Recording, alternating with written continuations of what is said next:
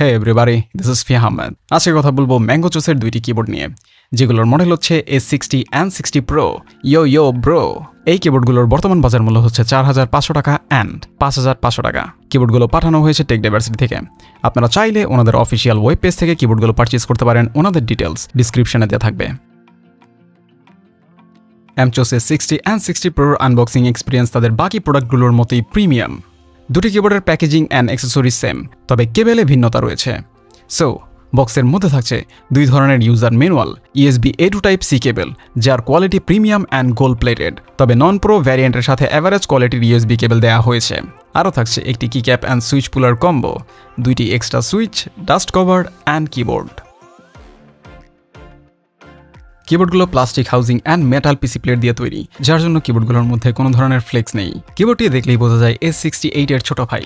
চাইলে আই বাটনে ক্লিক করে A68 এর রিভিউ দেখে নিতে পারেন। যদিও A68 থেকে কিছুটা ডিজাইনের ভিন্নতা রয়েছে, কিবোর্ডের কোথাও কোনো ব্র্যান্ডিং নেই, শুধুমাত্র নিচের দিকে কিছু হাবিজাবি লেখা রয়েছে AMCOS এর স্টিকার সহ। সো ক্লিনই বলা যায়।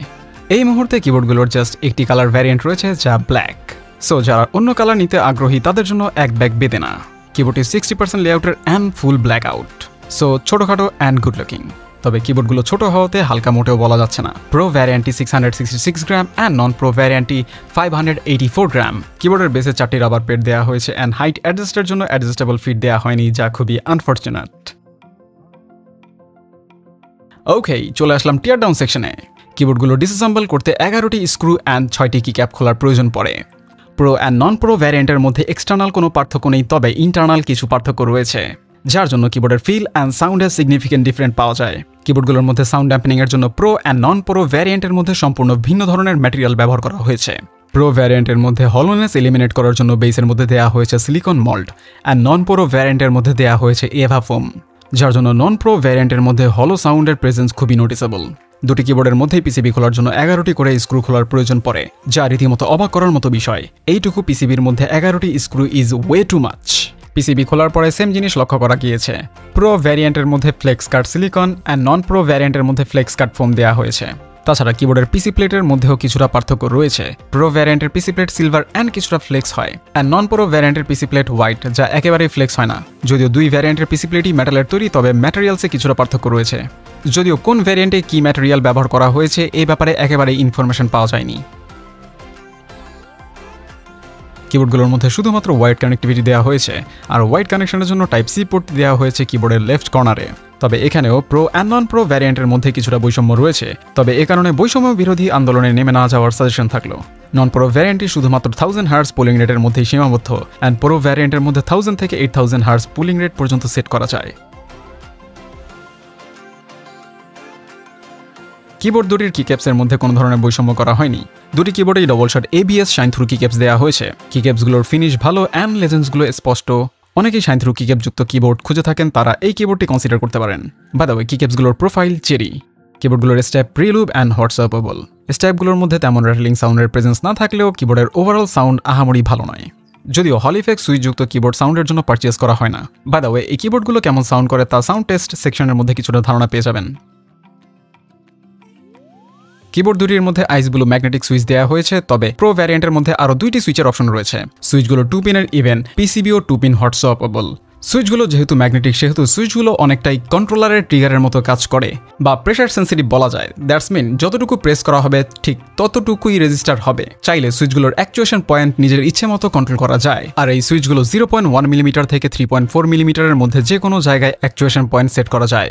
আর র্যাপিড ট্রিগারের ক্যাপাবিলিটিও রয়েছে, যার জন্য সুইচগুলো সম্পূর্ণভাবে রিলিজ না করেও পুনরায় প্রেস করলে আবারও রেজিস্টার হবে।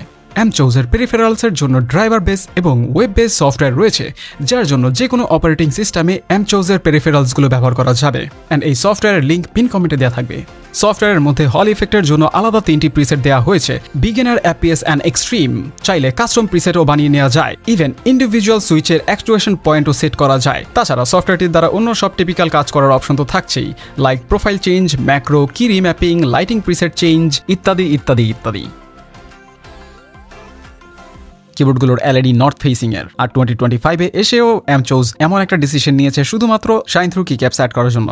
সো যারা শাইন থ্রু করেন তাদের জন্য এই কিবোর্ডটি পারফেক্ট কিবোর্ড হতে পারে। নন প্রো ভ্যারিয়েন্টের এলইডিগুলো bright and saturated, but pro ভ্যারিয়েন্টের এলইডিগুলো নন প্রো ভ্যারিয়েন্টের হাফ ব্রাইটনেস প্রোভাইড করে।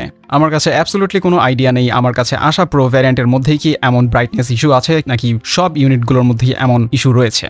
বাই দ্য ওয়ে, কিবোর্ডগুলোর function and LED preset software দ্বারা কন্ট্রোল করতে কোনো প্রবলেম না হলেও অনবোর্ড কন্ট্রোল করা যাচ্ছিল না, ইভেন ফার্মওয়্যার আপডেট করার পরেও নয়। So keep it mind.